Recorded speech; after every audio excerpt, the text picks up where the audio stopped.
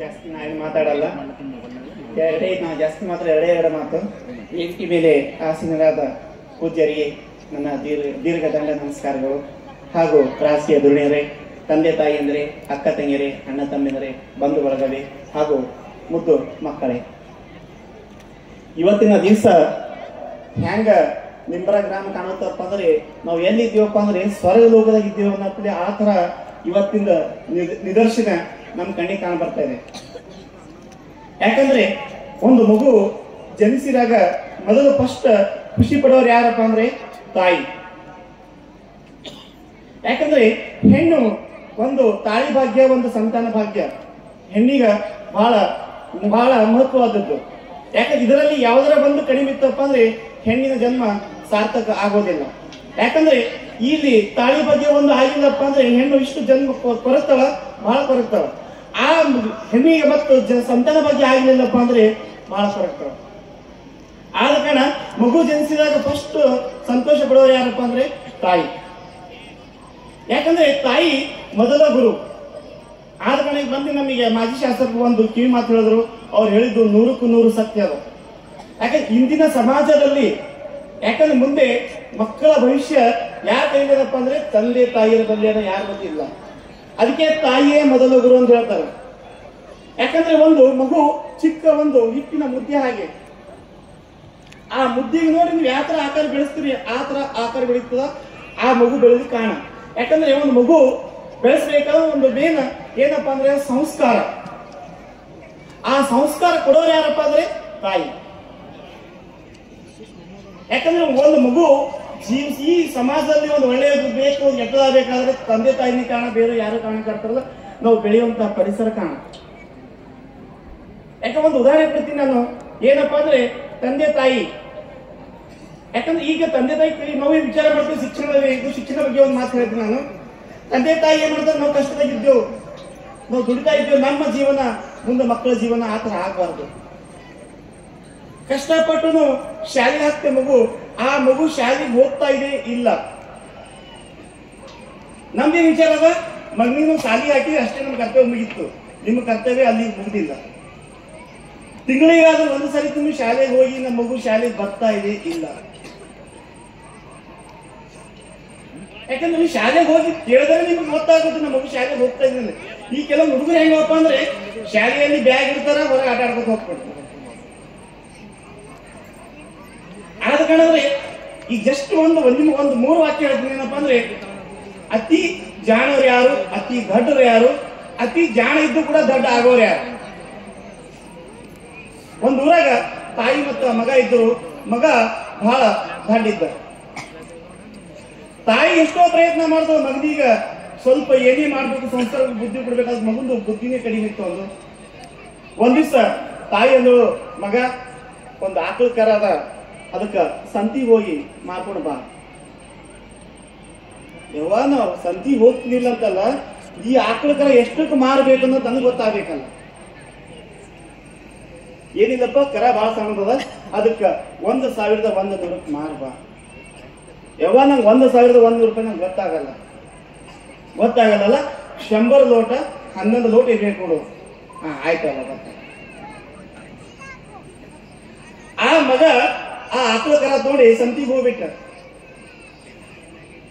ಹೋಗಿ ಆಕಳ ಕರ ಮಾಡಿದ ಅವರು ತಗೊಂಡವರು 50 ಲೋಟ 20 ಲೋಟ ಎಣಿಸ್ಕೊಡ್ಲತ್ತರು. ನಂಗೆ ನೀವು ಬ್ಯಾಡ್ರಿ ಲೋಟ ನಂಗೆ ಗಿಡಲಿ, ನನಗೆ 100ದೇ 11 ಲೋಟ ಬೇಕು ಅಂದ್ರೆ ಆಕಳ ಕರ ನಾ ಕೊಡ್ತೀನಿ, ಕೊಡಲ್ಲ ಅನ್ಬೇಕು. ಅವ್ರು ಚಿಲ್ಲರ್ ಕೊಟ್ಟು ಅವೇ ಅಮೌಂಟ್ ತಂದು ಒಂದು ಕೈ ಕೊಟ್ಟರು, ಎಣಿಸ್ತಾ 11 ಲೋಟ ಇದು ತಗೊಂಡ ತನ್ನ ಪ್ಯಾಂಟಿಗೆ ಹಾಕೊಂಡ್ಬಿಟ್ಟು ಊರಿಗೆ ಬರ್ತಾ ಇದ್ದ ವಾಪಸ್. ಸಂಜೆ 6:30-7 ಗಂಟೆ ಆಗಿತ್ತು. ಅವನಿಗ ಎಷ್ಟು ಭಾಳ ಅಂದ್ರೆ ಒಂದು ಅರ್ಧ ಕಿಲೋಮೀಟರ್ ಇದ್ದಿಲ್ಲ ಊರ. ನನಗೆ ಅಂಜಿಕೆ ಹೊಂಟದಪ್ಪ, ಇಲ್ಲೇ ಮಲ್ಕೋಬೇಕು. ರಾತ್ರಿ 1-2 ಸಂಡಸ್ ಬೋತಿದ್ದವ, ಆ ಟೈಮ್ ನೆನ್ಸ್ಬಿಡಿಲ್ಲ ಅವ. ಈಗ 6-7 ಆಗ್ಯದ, ನಂಗೆ ಅಂಜಿಕೆ ಹೊಂಟದ, ಇಲ್ಲೇ ಹಾದ್ಯಾಗ ಮಲ್ಕೋಬೇಕು. ಅಲ್ಲೇ ಹಾದ್ಯಾಗೆ ಮಲ್ಕೊಂಡ್ಬಿಟ್ಟ. ಅಲ್ಲಿ 4-5 ಜನ ಕಳ್ರು ಆ ಊರಿಗೆ ಕಳ್ತ ಮಾಡ್ಬೇಕಂದು ಹಾದ್ಯಾಗ ಬರ್ತಾ ಇದ್ರು. ಬರಾ ಟೈಮಿಗ ಇವನಿಗ ತಟ್ಟಿ ಬಿದ್ದರು ಹೊಸ ಮಂದಿ. ಅವ್ರೇನ್ ತಿಳ್ಕೊಂಡ್ರು, ಇದು ಪಡ್ಡ ಇದ್ದಿರ್ಬೇಕು. ಲೇ ಮಕ್ಕಳೇ, ನಾ ಪಡ್ಡ ಆಡ್ರೆ ನಾ ಮನುಷ್ಯ ಇದ್ದೀನಿ ಏನು ಬಂದ್ರು. ಅವ್ರ 5 ಮಂದಿ ಒಬ್ಬನೇ ಕೇಳಿದ್ರು, ನೀ ಎಲ್ಲಿಗೆ ಹೋಗಿದ್ದಿ? ಸಂತಿಗೆ ಹೋಗಿದ್ದ. ಏನ್ ಒಯ್ದಿದ್ದಿ? ಆಕಳು ಕರ ಒಯ್ದೀನಿ. ಎಷ್ಟಕ್ಕೆ ಮಾರಿದ್ದಿ? 100 ಲೋಟ್ 11ಕ್ಕೆ ಮಾರಿ. ಅವ್ರ ಅಕ್ಕ ಎಲ್ಲವ ಚೊಣ್ಣಿ ಕಿಸ್ದಾಗ ನಾನು ನಿಮ್ಗೆ ಹೇಳಲ್ಲ. ಇವ್ರೀಗ ದಡ್ಡರು ಅಂತ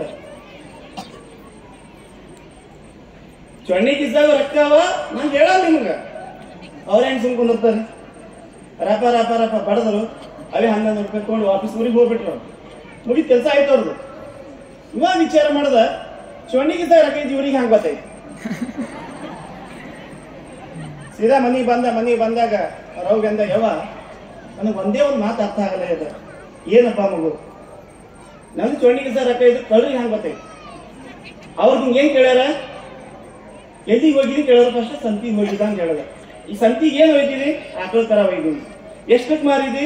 1100 ರೂಪಾಯಿ. ರೊಕ್ಕ ಎಲ್ಲ ಒಂದು ಕೇಳ್ಯಾರ ನಿಂಗವ್ರು. ಎಲ್ಲ ಒಂದು ಹೇಳಿದ್ನಿ, ಚೊಣ್ಣಿ ಕಿಸ್ದಾಗ ಹೇಳಿದೆಲ್ಲೋ ಮಾರ. ಇದು ದಡ್ಡರು. ಜಾಣರು ಯಾರು? ಒಂದೂರಾಗ ಗಂಡ ಹೆಂಡತಿ ಇದ್ದರು. ಪೂರ್ತಿ ಕಾರ್ಬಾರ ಹೆಂಡತಿ ಕೈಯಾಗಿತ್ತು. ಗಂಡ ಅಷ್ಟೇ ಹೆಂಗಂದ್ರೆ ಬಹಳ ಮೃದು ಸ್ವಭಾವದವ.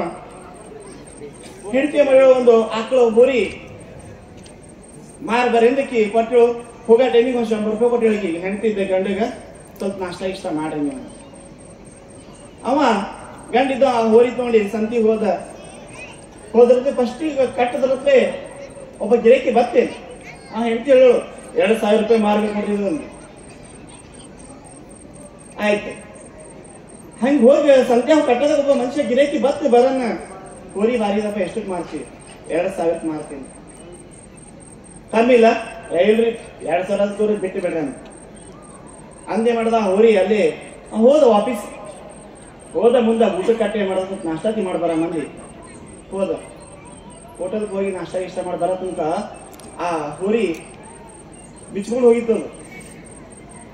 ಬಂದು ನೋಡ್ತಾನ, ಗಾಬರಿ ಆದ. ಹೋರಿ ಆ ಜಾಗನಾಗಿಲ್ಲ. ಈಗ ಹೆಂಗ್ ಮಾಡೋದು? ಈಗ ಚಿಂತೆ ಮಾಡ್ಕೋತ ಕೂತ್. ಅಲ್ಲೇ ಹನುಮಂತರ ಗುಡಿ ಇತ್ತು. ಹೋಗ ದೇವ್ರಿಗೆ ದರ್ಶನ ಮಾಡ್ದ. ಏ ದೇವ್ರೇನು ಸತ್ತು ಹೋಗಿದ್ದಪ್ಪ ಅಂದ್ರೆ ನಾ ದರ್ಶನ ಮಾಡಿ ಹೋಗಿ ಅಲ್ಲಿ ನಿಂದಿರೋದಕ್ಕೆ ಆ ಹೋರಿ ಆ ಜಾಗಕ್ಕೆ ಬಂದು ನಿಂದಿರ್ಬೇಕು.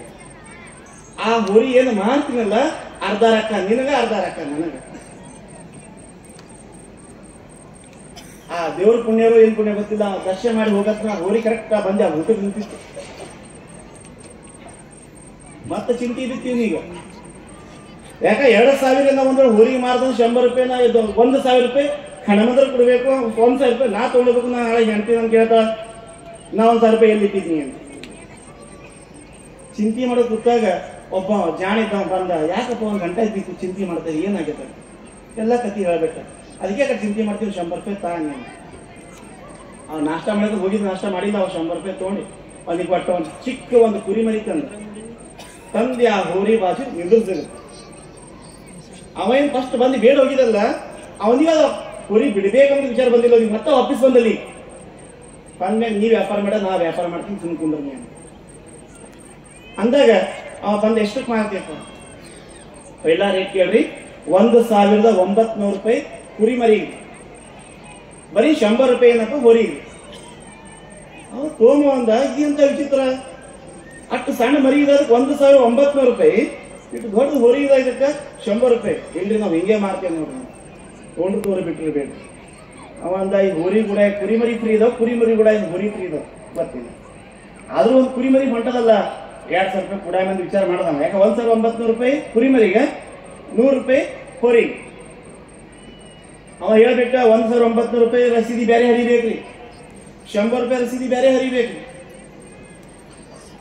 ಆಯ್ತಪ್ಪ, ನಮ್ಗೇನ್ ಬೇಕು ರೊಕ್ಕ ಕೊಡ್ತೇವೆ, ರಸೀದಿ ಹರಿ. 1900 ರೂಪಾಯಿ ಕೊಟ್ಟು ಕುರಿ ಮರಿ ತಗೊಂಡ, ಬರೀ 100 ರೂಪಾಯಿ ಕೊಟ್ಟು ಆ ಹೋರಿ ತಗೊಂಡ. ಇಲ್ಲಿ ಏನ್ ಬತ್ ಹೇಳ್ರಿ, ಈಗ ಹೋರಿ ಮಾರಿದ ಎಷ್ಟು ಕಮ? 100 ರೂಪಾಯಿ. ಈಗ ಹಣಮಂದ್ರೆ ಎಷ್ಟು ಹಾಕ್ಬೇಕಮ್ಮ? ಈಗ ಅಲ್ಲಿ ಬರೀ 50 ರೂಪಾಯಿ ಗಲ್ಲದ ಹಾಕಿ 50 ರೂಪಾಯಿ ಅವಧಿಗೆ ಕೊಟ್ಟು 1900 ರೂಪಾಯಿ ತಗೊಂಡು ಊರಿಗೆ ಹೋಗ್ಬೇಕು. ಇದು ಜಾಣರು. ಜಾಣರಿದ್ದು ಕೂಡ ಒಂದು ಟೈಮಿಗೆ ದಡ್ಡರಾಗ್ತೇವೆ. ಹೆಂಗಪ್ಪ ಅಂದ್ರೆ ಒಂದು ಊರಿನಲ್ಲಿ 4 ಗೆಳೆಯರಿದ್ದರು. 3 ಮಂದಿ ಗೆಳೆಯರು ಭಯಂಕರ ಜಾಣರು, ಅದ್ರಾಗ ಒಬ್ಬ ದಡ್ಡಿದ್ದ. ದಡ್ಡಿದ್ರು ಕೂಡ 4 ಮಂದಿ ಜೀವ ಹೆಂಗಂತಂದ್ರೆ ದೇಹ 4 ಇದ್ರು ಅವ್ರ ಜೀವ ಒಂದೇ ಇತ್ತು. ಅವ್ರದ್ದು 4 ಮಂದಿ ಏನ್ ಮಾಡಿದ್ರು, ಒಂದು ರಾಜನ ಅರಮನೆಗೆ ಹೋಗಿರು. ಅಲ್ಲಿ ರಾಜನ ಅರಮನೆಗೆ ಹೋದಾಗ ರಾಜ ಕೇಳೋದ ಎಲ್ಲರಿಗೆ 4 ಜನಕ್ಕ, ನಿಮ್ಗೇನ್ ಸಾಧನೆ ಇದಪ್ಪ? ನೋಡ್ರಿ ರಾಜರೇ, ನಾ ಒಂದು ಸತ್ಯ ಪ್ರಾಣಿನ ಜೀವಂತ ಮಾಡಬಹುದು, ಇದೇ ಎಲುಬುಗಳನ್ನ ನಾ ಪುನಃ ಹಿಡಿಬಹುದು, ಇದೇ ಚರ್ಮನ ಹೊಕ್ಕಿ ಹಾಕ್ಬಹುದು ಅಂತ ಹೇಳ್ಬೇಕು. 3 ಮಂದಿ 4 ಮಂದಿ ಕೇಳಿದ್ರು ನಂಗೆ ಏನೋ ಬರಲ್ಲ. ಅವ ಅಂದ, ಕುದುರೆ ಕೂಡ ಕತ್ತಿಗೆ ಹಾಕಿಟ್ರಿ ನಾವು ರಾಜ. ಆದ್ರ ರಾಜ 3 ಮಂದಿಗೆ ಬಹುಮಾನ ಕೊಟ್ಟ, ಇವನಿಗೆ ಬಹುಮಾನ ಕೊಡ್ಲಿಲ್ಲ. ಯಾಕ? ದಾಟಿದವನಿಗೆ. ಲಾಸ್ಟಿಗೆ ಏನ್ ಮಾಡಿದ್ರು, ಗೆಳೆಯ ಭಾರಿ ಒಳ್ಳೆಯವರು. 4 ಮಂದಿ ಏನ್ ಮಾಡಿದ್ರು, ಅದು ಬಂಗಾರ ಕಲಿಸಿ 4 ಭಾಗ ಮಾಡ್ಕೊಂಬರ್ರಿ ನಾವು ಹೋದ್ನ್ಯಾಗ. ಬರೋ ಟೈಮಿಗ ಒಂದು ಕಾಡಿತ್ತು. ಆ ಕಾಡಿನಾಗ ಸ್ವಲ್ಪ ಆ ಕಡೆ ಈ ಕಡೆ ಎಲುಬು ಬಿದ್ದು ಹುಲಿಯು. ಅದ್ರಾಗ ಏನ್ ಮಾಡಿದ್ರು, 3 ಮಂದಿ ಕಲ್ತಿ ಇವತ್ತೊಂದು ಆಟ ಆಡೋಗ ಬಂದಿದ್ದು. ಏನ್ ಆಟ ಆಡೋಣ? ಇವು ಎಲುಗಳಪ್ಪ ಹುಲಿದವ, ಇವಿಷ್ಟು ನಾ ಜೋಡಣೆ ಮಾಡ್ತೀನಿ, ನೀ ಚರ್ಮ ಕೊಡು. 2ನೇದವನಿಗೆ ಕೇಳ್ದ. 3ನೇದಕ್ಕೆ ಜೀವ ಕೊಡು, ಇದಕ್ಕೆ ಆಟ ಆಡೋಣ.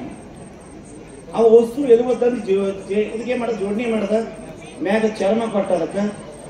ಅವ ದಡ್ಡಿದವಂತ ಆ ಯಾರಿಗ ಜೀವ ಕೊಡೋದು ಹೇಳ್ದ, ನೀ ಜೀವ ತುಂಬಬೇಡದಕ್ಕ, ಜೀವ ತುಂಬಿ ಅಂದ್ರೆ ಆ ಹುಲಿ ನಮ್ಗೆ ಇಡಲ್ಲ. ನಾವು ಜೀವ ಕೊಟ್ಟು ನಮ್ಗೆ ಹೆಂಗೆ ಇಡಲ್ಲ ಮುಂದದು. ಆದ್ರೂ ಬಿ ಆ ದಡ್ಡನ ಮಾತು ಕೇಳಿಲ್ಲ. ಅವ ಆದ್ರೂ ಜೀವ ಕೊಟ್ಟ ದಡ್ಡಿದ ಮಾಡಿದ್ರೆ ಗಿಡ ಏರ್ತಿತ್ತ. ಇವ್ರು 3 ಮಂದಿ ದಿಮಾಕ್ ಲವ್ ಮಾಡಿದ್ರೆ ಜೀವಂತ ಏನ್ ಮಾಡ್ತಾ ತಿಳ್ಕೊಂಡ್ಬಿಟ್ರು. ಆ ಹುಲಿ ಜೀವಂತ ಆಗಿ 3 ಮಂದಿಗೆ ತಿಂದು ಬಿಡುತ್ತೆ.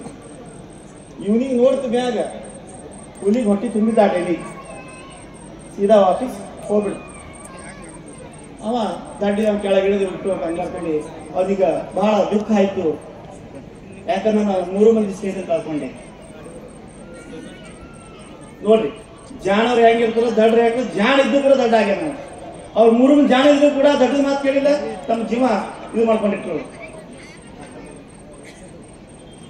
ಇನ್ನೊಂದೇನಪ್ಪ, ಸಮಾಜದಲ್ಲಿ ನಾವು ಬದುಕಬೇಕಾದ್ರೆ, ಯಾಕಂದ್ರೆ ನಾವು ಬೆಳೆಯೋದು ನೋಡಿ ನಮ್ಮ ತಂದೆ ಗೌರವ ಇರಬೇಕು. ಸಮಾಜದಲ್ಲಿ ಬೆಳೆಯಬೇಕಾದ್ರೆ ನಮಗೆ ಜನ ಗೌರವ ಕೊಡೋ ಸಮಾಜ ಬದುಕಬೇಕು. ಇನ್ನೊಂದಪ್ಪ ಅಂದ್ರೆ ನಾವು ಸತ್ತಾಗ ಸ್ಮಶಾನ ಕೂಡ ಒಂದ್ಸರಿ ವಿಚಾರ ಮಾಡಬೇಕು, ನಾ ಎಂತ ಮನುಷ್ಯಗೆ ನಾನು ಇಲ್ಲಿ ಸ್ಥಾನ ಕೊಡ್ತಾ ಇದ್ದೇನೆ ಅದು ವಿಚಾರ ಮಾಡಬೇಕು. ಯಾಕಂದ್ರೆ ಇಷ್ಟು ನಾಲ್ಕು ಮಾತು ಹೇಳಿ ವಿರಾಮ ಬರ್ತೀನಿ. ಇನ್ನೊಂದೇನಪ್ಪ, ನಿಂಬರಿಗೆ ಹೊತ್ತಿ ನನ್ನ ಭಕ್ತಾದಿಗಳು ಹಾಗೂ ನಮ್ಮ ಶ್ರೀದೇವಿ ದೇವರ ಇಲ್ಲಿ ತನಕ ಕರೆಸಿ ಸನ್ಮಾನ ಮಾಡಿದ್ದಕ್ಕೆ ನನಗೆ ಬಹಳ ಸಂತೋಷ ಆಗ್ತಾ ಇದೆ. ನನ್ನ ನಿಂಬರ ಗ್ರಾಮದ ಭಕ್ತರು ಎಲ್ಲರಿಗೂ ನಾನು ಚಿರಋಣಿ ಆಗಿರ್ತೀನಿ.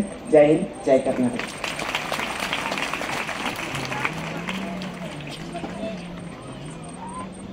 ಹೌದು.